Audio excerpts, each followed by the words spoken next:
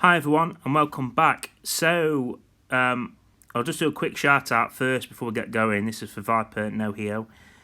Just to point out that there is some more shout outs coming later, but I'm just shouting this guy out because it's relevant to this video. So he posts lots of cool videos. Greenback Castle Fortress, for example. That was pretty, that was rare, that was. I've never seen anything like that. It was really cool. So yeah, he's got loads of cool videos on there. Please go check him out and subscribe to him. He's only got 321 subscribers. I'm sure he'd appreciate it. And this story is relevant to his latest video. It talks about a Sasquatch, and I'd commented on his video about some footprints that I'd found a long time ago, and it's too long for me to write out, so I've made a little video about it, which is going to tell you pretty much what happened, and at the end there'll be some more shout outs. Many years ago, me and the wife, we went to America and we went to San Francisco, Lake Tahoe, Monmouth Mountain, and Las Vegas, Lake Havasu. We stopped at the Grand Canyon for a couple of nights and then to LA. And while we was in the mountains at Monmouth Mountain, it'd been snowing really badly, and we wanted to visit some hot spring which was in the middle of nowhere, and we'd got a massive 4x4, well, massive to us, Dodge Durango, and we went to the ranger station, bear in mind it's middle of winter, to ask them if we could get to it because there'd been deep snow. And he said, as long as you've got snow chains, then you should be fine. Just take them with you. And I said, well, I actually have got some. So he said, yeah, you should be fine, but I'll give you this walkie-talkie.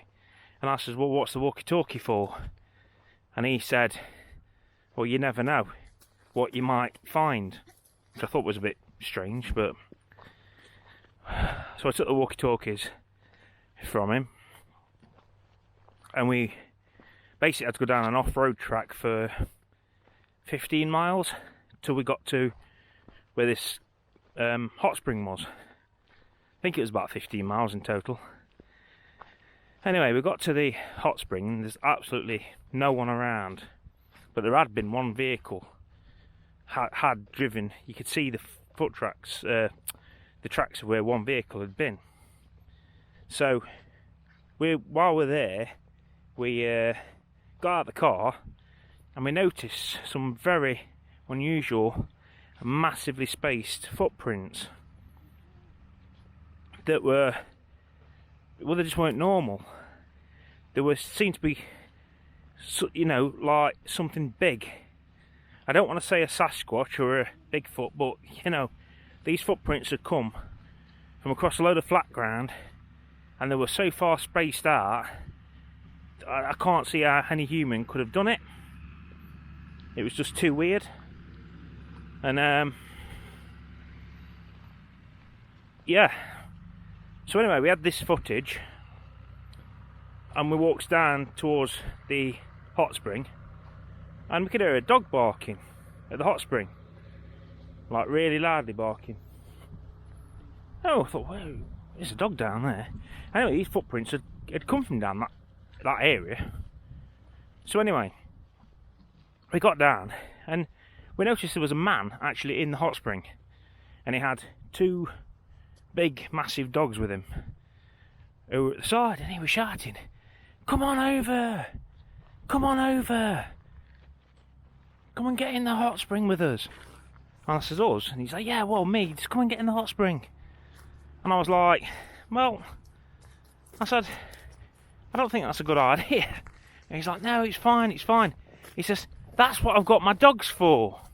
And I said to him, what do you mean that's what you've got your dogs for? And he says, well, you never know what you're going to find. He says, you know, and he laughed. He said, you could find a Bigfoot or something could appear, and that's why I've got my dogs. And I started laughing, but at the same time I'm thinking about those footprints. So anyway, yeah, that was the end of that. And it must have been 2 years later, I'm reading a story about a man who was driving down this lane, and apparently a Bigfoot ran out in front of him, and in front of his car, and it turned out it was some sort of local law enforcement, but he was adamant he'd seen it. So I checked the map to see where the road was, and lo and behold, the road that the man had seen him was the very same road we'd just driven along. So yeah, anyway, I got the footage and managed to find some investigate. The guy who was investigating, I got his email address, so I emailed him a picture that I had at the time of the actual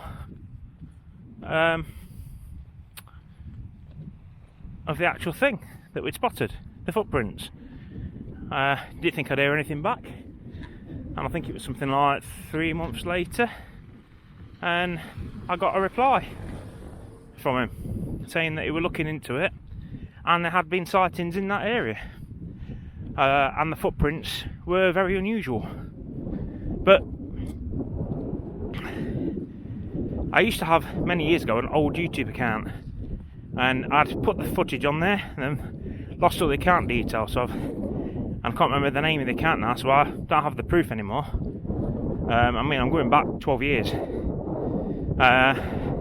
Don't have the photo originals anymore. But yeah, it were quite interesting. And then someone contacted me and said he believed they were devil's footprints. Now, I've got no idea what they are, but yeah, all very unusual, so I thought I'd share that story. Stop a minute, kids. Now, clearly I've got no way of proving this story, and it's basically all it can be is a story now, because it happened so long ago, probably 15 years ago. So, yeah, I hope you enjoyed it. Just going to do a few shout-outs now to some of my friends. Very windy around here. So last off, I just want to do a shout-out. 2 shout-outs, actually. No, I'm going to make it 3, actually. The first one is Mr. Bugpop. And this is his channel, Mr. Bugpop. Cool dude, cool family. His son, Ryan, and his wife. Apologies, I can't remember your wife's name. I've not watched this latest one. He's just put a short up there. We drive past the Aurora Cannabis. Ooh, I'll watch that in a minute. Yeah, check him out. Great guy. Fantastic guy, fantastic family. Please check them out. Another one is Roaming in Raymond. I want you to check those guys out. They watch all my videos. Very nice couple and their doggy, and they do a lot of travelling in their motorhome. Okay, so this third one is Roaming in Raymond. My friends Helen and Carl, they go to some fantastic places in their camper van. I'm always jealous when I watch their videos, you know. Like I've said before, it's my dream to one day get one myself. It will happen in the future at some point. But anyway, they post some fantastic videos, some of all these places they've been. Obviously, a bit difficult in lockdown, but you know that'll be lifted soon, and we'll to watch their amazing content. And they're still pushing it out now, to be fair. And then thirdly, it's my friend. I've always mentioned him. Is Viper 6. Check him out. And lastly is my friend Rob, Viper 6. He's got a fantastic channel, lots of videos there of driving videos and holiday videos, all sorts of stuff. And he's a motorbiker as well, and posts lots of motorbike videos. So go check him out. He needs help to try and get his watched hours. So if everyone could jump on and just watch a couple of his videos, that'll really help him out. And he's not monetized, but I'm sure he'd love to be. He's got over 2,000 subscribers. So that's it, guys. Thank you very much for watching, and thank you for watching the shoutouts. So I'll put the links for you to read. Really appreciate it if you could check them out. Oh, and also Joe Blaclock as well. Check him out. Sorry, Joe. Nearly forgot about you there, mate. Apologies. I watched his practice flight with the DJI Mini, and I watched it on one of my other accounts, along with the Columbia video. But I missed that first flight of his DJI Mini 2. I didn't even know he had one until I saw the previous video. So, and I've watched all these floodings on various, well, I've got like 2 accounts, so yeah. Don't forget to check him out, guys. Really nice guy, really cool dude. Check him out. He does loads of cool drone footage. So that's it, guys. Quick story and some shout outs. Cheers then, bye bye.